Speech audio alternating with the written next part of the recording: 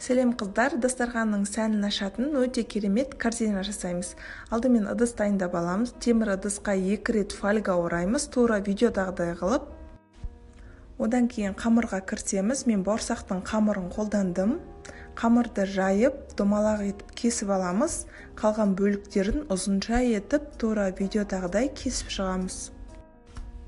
Фольганы майлап аламыз және тор сияқты қамырларды орналастырып шығамыз.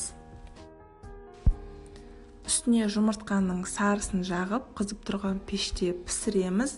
Піскеннен кейін алдымен ыдысты, содан кейін фольганы алып тастаймыз. Сонымен біздің корзиналарымыз дайын.